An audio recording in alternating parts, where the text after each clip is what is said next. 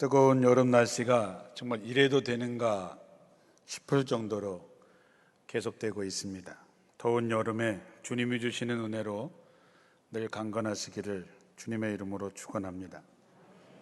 저는 지난 금요일 날 오후에 원주 의료원에서 코로나 검사를 받았습니다.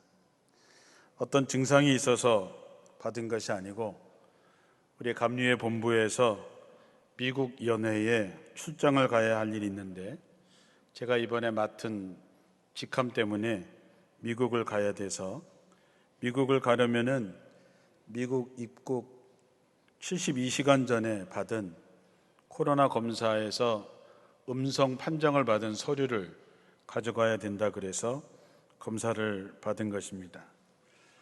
근데 검사를 막상 받고 집에 오니까 혹시나 하는 생각이 들기 시작했습니다. 저같이 건강한 사람은 무증상이라는데 혹시나 하는 생각이 들기 시작하니까요. 갑자기 꼬리에 꼬리를 물면서 계속해서 생각이 복잡해졌습니다. 만약에 내일 아침에 혹시라도 양성입니다라고 나오면 미국을 가는 것은 고사하고 우리 교회 예배는 어떻게 되는지 그동안 내가 일주일 동안 만났던 사람들이 한 사람 한 사람 떠오르면서 이 파장이 만만치 않은 것이죠. 그래서 잠도 설쳤습니다. 그리고 그 다음날 토요일 날 새벽 기도에 나와서 기도하는데 하나님께서 야, 미국 가려고 백신도 2번씩이나 맞고 이 난리를 치는데 너는 하나님의 나라에 오려고 어떤 준비를 하고 살고 있냐? 너 하나님 앞에서 검사 받아서 문제 없겠냐? 이렇게 말씀하시는 것 같아서 그날 회개하고 더 열심히 살기로 마음에 다짐을 했습니다. 토요일 날 오전 8시 반쯤에 검사 결과 음성이라고 알려주고 나서 얼마나 마음이 편안해졌는지 모릅니다. 저는 오늘 저녁 비행기로 미국에 갔다가 8월 6일 날 돌아올 예정입니다. 우리나라도 코로나가 만만치 않지만 요즘에 LA는 더 어려운데 즐거운 마음보다는 전쟁터에 가는 마음으로 다녀오게 됩니다. 건강하게 잘 다녀올 수 있도록 기도해 주시기를 부탁드립니다. 조금 전에도 말씀을 드렸지만 천국문 앞에서 정말 내 자신이 정말 코로나 검사를 받듯이 내 삶을, 내 인생을, 내 믿음을 검사를 받아본다면 나는 어떤 결과가 나올까? 그런 생각을 해보았듯이 여러분은 어떤 결과가 나올 것 같습니까? 주님 앞에서 언젠가 우리의 인생을 정산하게 될 텐데 책망받을 만한 일이 어떤 것이고 칭찬받을 일이 어떤 것이 있을까? 평상시에는 아무것도 아니지만 우리가 건강 진단을 받는다든지 아니면 어떤 시험을 친다든지 하면 그 결과를 기다릴 때 별별 생각이 다 듭니다. 후회와 아쉬움 때가 많이 있죠. 내가 이렇게 하지 말았어야 되는데, 내가 좀 더 열심히 했어야 되는데, 내가 그때 그렇게 했어야 되는데 하는 생각이죠. 특별히 우리가 주님 앞에 서게 될 때 정말 별로 중요하지 않은 일 때문에 정말 중요한 일을 놓쳐버린 그런 경우가 얼마나 많을까 생각해 봅니다. 그날에 후회하지 않는 여러분 되시기를 축원합니다. 우리는 누구냐라고 하는 질문에 우리는 예수님을 믿고 그분을 따르는 그리스도인들입니다. 우리는 언제 어디서나 혼자 있을 때나 여럿이 있을 때나 교회 안에 있을 때나 교회 밖에 있을 때나 직장에 있을 때나 우리는 언제나 가장 먼저 생각해야 하는 것이 나는 그리스도인이다 라고 하는 것이죠. 우리가 예수님을 따르는 사람이라면 우리는 성경을 기준으로 가지고 우리의 삶을 선택하고 그 길을 가야 됩니다. 우리의 삶의 내비게이션은 하나님의 말씀이기 때문입니다. 한 해 한 해를 살면서 우리가 정말로 성경 말씀을 기준으로 살았다면 우리의 얼굴이 예수님 같이 변했어야 되는데 누군가 저를 처음 만나서 한 5분 정도 얘기한 다음에 저 혹시 목사님 아니십니까? 그렇게 물어봐 줬으면 좋겠는데 한 번도 그렇게 물어본 사람이 없습니다. 그래서 저도 내가 좀 더 깊이 있게 좀 더 예수님을 닮아가려고 노력해야 되는데, 여러분은 어떠십니까? 사람들이 만나서 얘기해 보면 적어도 교회 다니시는 분 같아요, 이런 얘기를 들으셔야 될 텐데 여러분은 어떤지 모르겠습니다. 예수를 닮은 목사님, 예수님을 닮은 장로님, 예수님을 닮은 권사님, 그런 교회는 정말 하나님 얼마나 기뻐하실까 하는 생각을 해봅니다. 우리가 살다 보면은 우리가 원하진 않지만 난관에 부딪힐 때가 있습니다. 코로나라고 하는 것도 우리가 처음 맞이해서 어려운 때를 보내고 있지만 사실은 우리는 코로나보다 더 힘들고 더 어려웠던 세월을 다 지내오신 분들입니다. 일이 잘 진행되다가 어느 한순간에 일이 꼬여버려서 난관에 부딪힐 때가 있습니다. 할 수 있는 노력을 다 해봐도 일이 풀리지 않을 때 우리는 뭔가 어두운 것이 내 앞을 가로막고 있는 것 같고 뭔가 무거운 바위가 내 가슴을 짓누르는 것 같은 그런 때가 있습니다. 주변을 돌아보면 다른 사람들은 다 멀쩡히 다 잘 사는데 어쩌면 저 사람보다 내가 더 못한 게 없다고 생각하는데 저 사람들은 그런 일도 잘 풀리고 하는데 나만 힘들고 어렵다고 생각할 때 더욱 마음이 초조해지고 힘듭니다.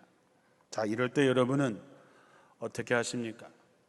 세상에 많은 사람들은 안 되면 되게 하라, 긍정적인 사고방식을 가지고 노력하고 애쓰고 하지요. 그러나 우리는 그리스도인입니다. 예수 믿는 사람들은 그런 벽에 부딪히고 힘들고 어려울 때마다 하나님의 말씀으로 돌아가서 내게 능력 주시는 그분 안에서 모든 것을 할 수 있게 하시는 그분 앞에 다시 서는 것이죠. 우리가 정말로 하나님 앞으로 돌아갔을 때 그분이 우리의 문제를 해결할 수 있는 힘을 허락해 주시는 것입니다. 우리 인생에 묶여진 일들이 누구에게나 다 있습니다. 그 풀려지지 않는 묶여진 그 일 때문에 우리의 인생이 어두워지고 그림자지고 문제가 점점 복잡해져 갈 때가 있습니다. 그 어두운 그림자가 빠져나가지 않는 한 우리의 삶의 무게는, 삶의 고통은 줄어들지 않게 될 것입니다.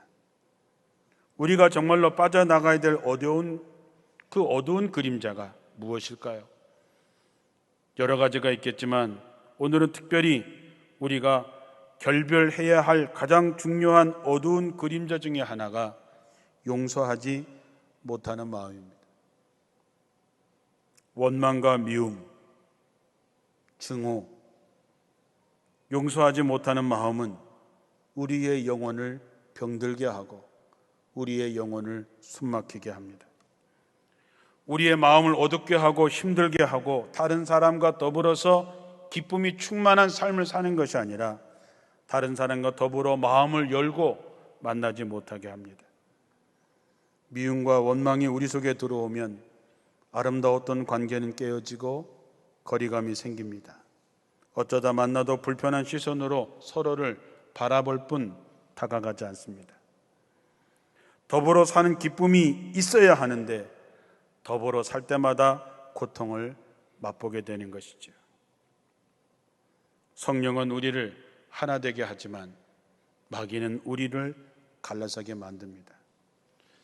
예전에 어른들이 마귀 중에서 제일 무서운 마귀가 어떤 마귀인 줄 아느냐라고 물었을 때에 저는 섭섭마귀입니다 이렇게 대답했습니다.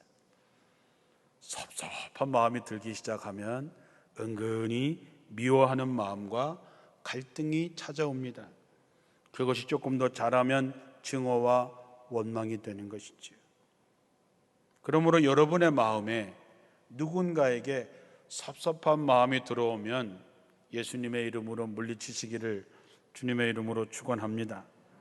누군가를 미워하고 누군가를 원망하고 누군가를 증오하면서 행복할 수 없습니다. 살다 보면 우리는 이런 일 저런 일로 상처를 주기도 하고 상처를 받기도 합니다. 내가 아무리 조심한다고 해도 사람들이 다 내 맘 같지 않기 때문에 상처를 주기도 하고 받기도 하죠.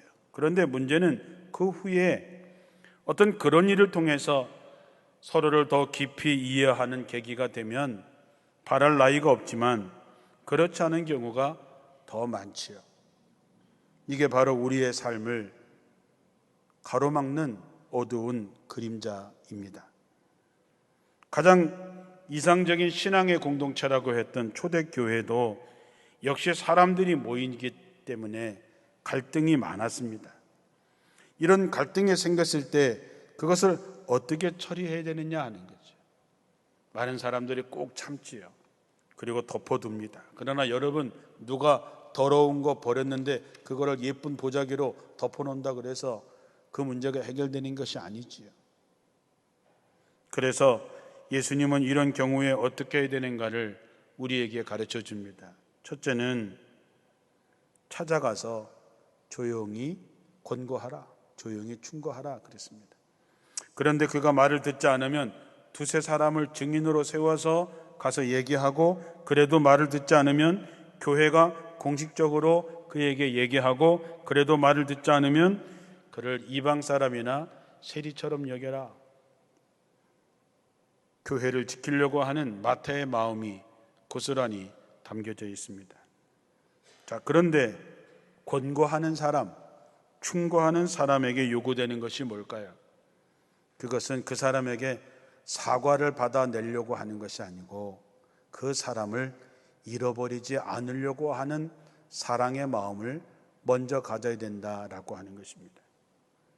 그가 잘못을 깨닫고 돌이켜서 새 사람이 될 수 있는 기회를 만들어 주기 위해서 그를 찾아가는 것이지 그에게 사과를 받아내려고 가는 것이 아니라고 하는 것이죠.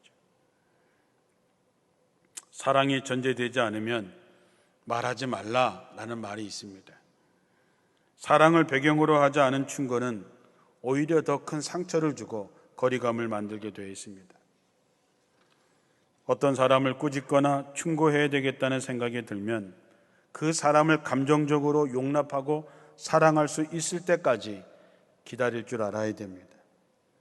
사랑이 동기가 되지 않은 바른 말은 때로 칼이 되어서 상대방의 마음에 더 큰 상처를 내게 됩니다. 하지만 내가 사랑의 동기로 사랑의 마음을 담아서 바른 말을 할 때는 오해와 믿음의 종기를 도려내는 수술칼이 되는 것이죠. 예수님께서 말씀하셨습니다. 내가 진정으로 말하는데 무엇이든지 너희들이 땅에서 매는 것은 하늘에서도 매일 것이고 땅에서 푸는 것은 하늘에서도 풀릴 것이다. 우리가 주기도문을 외울 때마다 우리가 우리에게 잘못한 사람을 용서하여 준 것 같이 우리의 죄를, 잘못한 것을 용서해달라 그렇게 기도하시죠. 우리가 잘못된 사람을 용서하는 것, 그것은 매인 것을 푸는 것이죠. 억압된 것을 푸는 것입니다. 내가 누군가를 용서하면 이 땅에서 푸는 것이면, 내가 이 땅에서 풀면 하늘에서도 풀리지만 이 땅에서 내가 꽉 잡고 용서하지 않는 그 매임은 하늘에서도 여전히 매여 있다라고 하는 것이죠.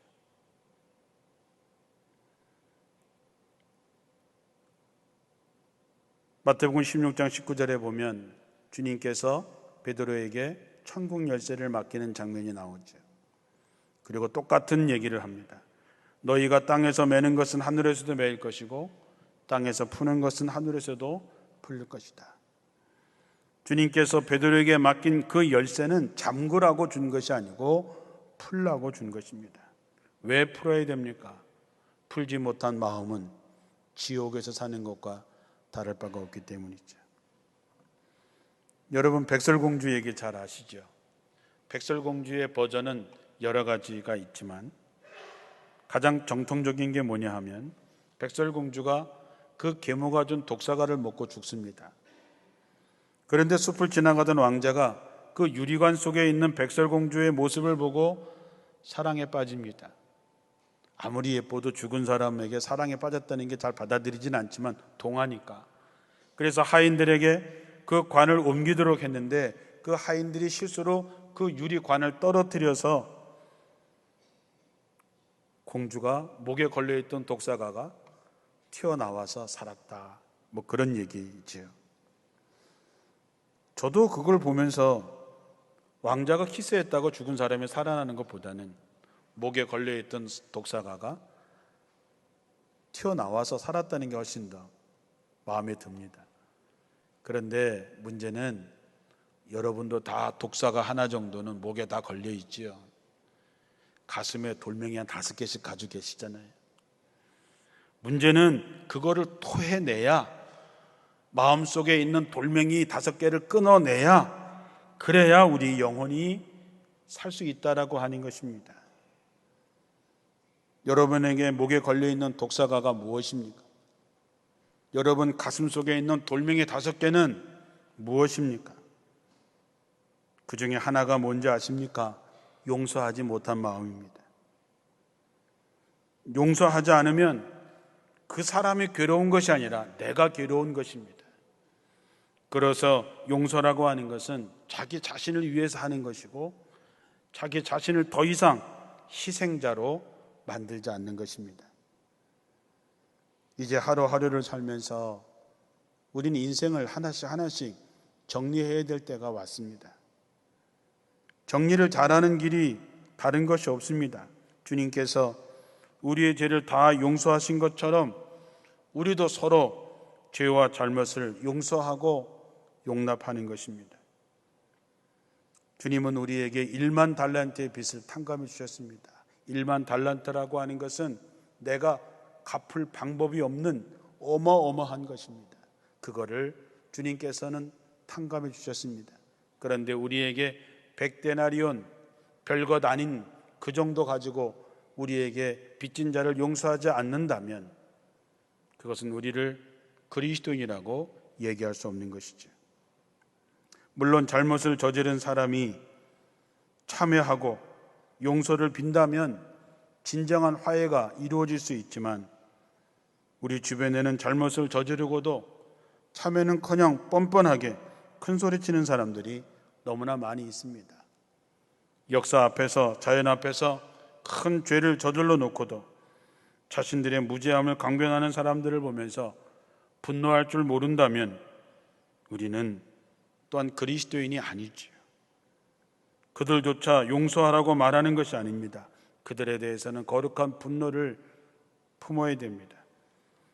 예수님도 돌이킬 수 않는 사람을 이방 사람이나 세리처럼 여기라고 말씀하지 않았습니까? 그들은 언젠가 하나님 앞에서 자기의 행동과 말에 대해서 책임져야 될 날이 올 것입니다. 그런데 가만히 생각해 보면 여러분의 목을 답답하게 하고 가슴을 답답하게 하는 사람들이 우리 주변에 가까이 있던 사람들입니다. 때로는 아내나 남편이기도 하고 일가 친척도 있고 자식도 있고 서로 교회의 성도들도 있습니다. 그런 사람들에게 우리가 용서하고 화해하지 않으면 하나님의 나라에서 우리가 검사에 걸릴 것이라고 하는 것이죠. 그런 마음이 있으면 하나님의 은총의 빛이 우리 안에 들어오기가 어렵습니다. 바라기는 여러분의 미움과 원망까지도 빛으로 바꾸시는 하나님의 은총이 여러분에게 함께 하시기를 축원합니다. 어떤 사람이 아들에게 옆집에 가서 낫을 좀 빌려가지고 오라고 얘기를 했습니다. 잠시 후에 아들이 왔는데 빈손으로 왔어요. 옆집 아저씨가 낫을 빌려주지 않더라는 거죠. 그런데 며칠 뒤에 그 집에서 호미를 빌리러 왔습니다. 여러분 같으면 어떡할까요? 낫을 안 빌려줬는데 호미 빌리러 오면 빌려주겠어요? 안 빌려주겠어요? 우리 교회 교인들은 빌려주겠지요. 그런데 아버지가 그 호미를 빌려주라고 하는 것입니다. 그래서 아들이 항의했습니다. 아니 아버지, 저 사람들은 우리에게 낫을 빌려주지 않았는데 우리는 왜 그들에게 빌려줍니까? 아버지가 이렇게 얘기합니다. 그 집에서 빌려주지 않았다고 우리도 빌려주지 않는 것은 복수하는 거다. 그 집은 빌려주지 않아도 나는 빌려준다 라고 마음을 먹는 것은 증오하는 거다. 그러니 그 집에서 빌려주었든지 안 빌려주었든지 지난 것은 다 잊어버리고 지금 그 집에서 필요하니까 빌려주는 것, 그것이 사랑이다, 이렇게 얘기했습니다. 오늘날 우리나라는 복수와 증오로 가득 찬 사회가 되어가고 있는 것 같습니다. 정말 미쳐 날뛰는 그런 세상이 되어가는 것 같습니다. 사랑과 용서라고 하는 것을 찾기가 참 어렵습니다. 이런 사회 속에서 그래도 매주일 사랑과 용서를 외치는 기관은 교회밖에 없습니다. 그래서 교회가 여전히 희망이고 여러분이 희망이 되는 것이죠. 코로나로 우리가 힘든 때를 보내고 있지만 지금 우리에게 가장 필요한 것은 갈등 대신에 화해를, 미움 대신에 사랑을, 싸움 대신에 용서를 움켜쥐기보다는 먼저 베푸는 것입니다.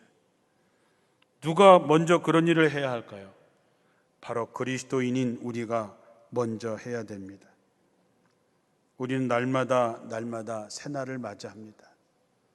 날마다 새날을 맞이할 때마다 저는 오늘 하루 우리가 하나님의 말씀대로 살 수 있는 기회를 하나님께서 주셨다라고 생각합니다. 새날이 되든 새 달이 되든 새 해가 되든 새 해가 됐다 그래서 새 삶이 되는 것은 아니지 않습니까?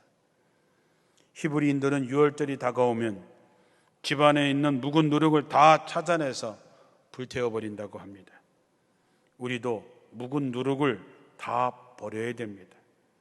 목에 잠겨있는 독사과를 토해내야 되고 가슴 속에 있는 돌덩이를 끊어내야 됩니다.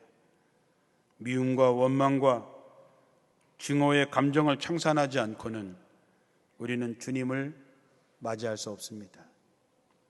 히브리서 12장 14절에 모든 사람과 더불어 화평함과 거룩함을 따르라.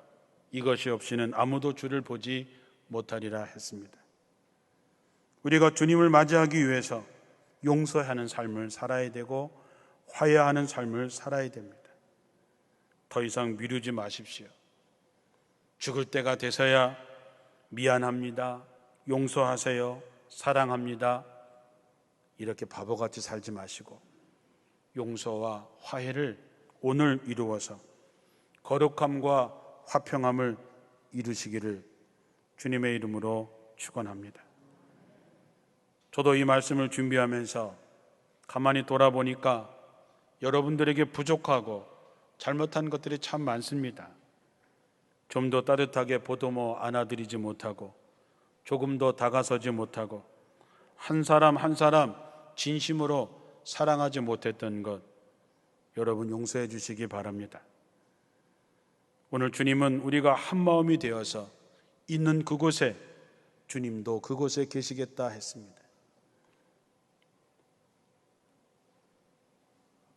우리 삶에서 에서와 야곱이 수십 년의 묵은 앙금을 풀고 서로 끌어안고 울던 그곳에 주님이 계십니다.